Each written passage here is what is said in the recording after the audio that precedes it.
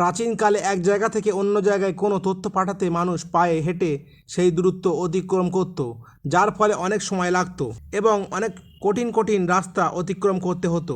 রাজা মহারাজাদের আমলে অনেকে আবার পায়রা বা ঈগলের ব্যবহার করত, কিন্তু এর ফলে অনেক সময় এই পাখি সঠিক স্থানে পৌঁছতে পারতো না, কিংবা শত্রুপক্ষ সেই পাখিটাকে কবজা করে তথ্য সংগ্রহ করে নিত। আর আস্তে আস্তে এই তথ্য পাঠানোর পদ্ধতিতে অনেক উন্নতি হয়। আর এর পরে আসে ডাক ব্যবস্থা, যেখানে ডাক টিকিটের মাধ্যমে সংগঠিতভাবে এক জায়গা থেকে অন্য জায়গায় চিঠির আদান প্রদান করা হতো। তবে এইসব ব্যবস্থা ছিল একতরফা, তাই বিজ্ঞানীরা বহুদিন ধরে এমন একটা যন্ত্র আবিষ্কার করতে চাইছিল যার সাহায্যে দুইজন ব্যক্তি অনেক দূরে থেকেও একে অপরের সাথে কথা বলতে পারবেন। ফলে 18শো শতাব্দীর শুরু থেকে এই রকম একটা যন্ত্র আবিষ্কারের চেষ্টা শুরু হয়ে যায়। আর সর্বপ্রথম 1876 সালে সফল টেলিকম আবিষ্কার করেন আলেকজান্ডার গ্রাহাম বেল।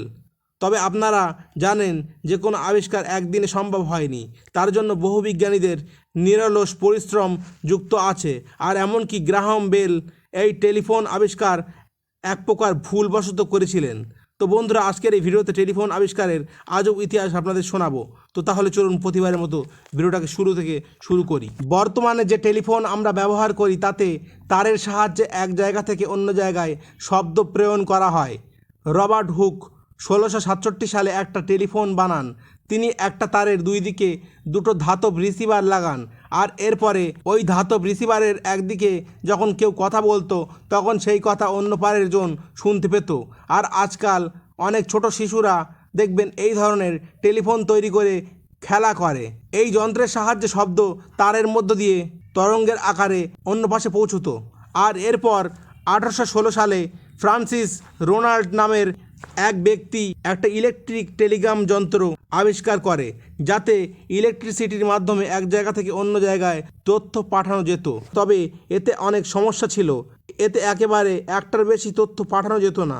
এতে পাঠানো তথ্যগুলো কোডিং করতে হতো। আর এরপর 1861 সালে একজন German engineer Johann Philipp Reis শব্দ পাঠানোর জন্য একটা যন্ত্র আবিষ্কার করেন, আর তিনি এই যন্ত্রের নাম রাখেন টেলিফোন। তিনি মনে করতেন ইলেকট্রিসিটির মাধ্যমে কোনো শব্দকে এক জায়গা থেকে অন্য জায়গায় পাঠানো সম্ভব। আর এই সূত্রের উপরে ভিত্তি করে তিনি তার টেলিফোন যন্ত্র আবিষ্কার করেন। তবে এই টেলিফোনে একটা সমস্যা ছিল, এতে পাঠানো শব্দ একতরফা ছিল, এমনকি এতে পাঠানো শব্দ অস্পষ্ট ছিল, যার ফলে এই যন্ত্র মানুষের মধ্যে ততটা সাড়া ফেলতে পারেনি। আর এরপর আরেকজন ইতালিয়ান বিজ্ঞানী অ্যান্টোনিও মুচি 1871 সালে টেলিফোন আবিষ্কার করেন। তিনি এই যন্ত্রের নাম রাখেন সাউন্ড টেলিগ্রাফ। তবে এই যন্ত্র খুব একটা উপকারী ছিল না।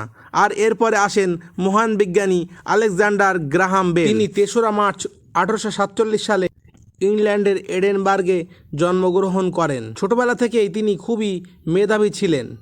13 বছর বয়সেই তিনি গ্র্যাজুয়েশন সম্পূর্ণ করেন। গ্রাহাম বেলের মা ও তার স্ত্রী দুজনেই কানে শুনতে পেতেন না, ফলে তার মনে প্রথম থেকেই শব্দ তরঙ্গ নিয়ে বেশ কৌতূহল ছিল। তিনি লক্ষ্য করেন এর আগে অনেক বিজ্ঞানী তারের মাধ্যমে শব্দ প্রেরণ করেছিল, কিন্তু সেগুলো ততটা গুরুত্বপূর্ণ ছিল না। আর তখন গ্রাহাম বেল নিজেই টেলিফোন আবিষ্কারের সাথে যুক্ত হন। আর এই কাজের জন্য তিনি একজন সাথীকে তার কাজে রাখেন, যার নাম ছিল থমাস ওয়াটসন। তারা দুজনেই বেশ কয়েক বছর ধরে টেলিফোনের কাজ করছিলেন, কিন্তু তেমন একটা সাফল্য পাচ্ছিলেন না।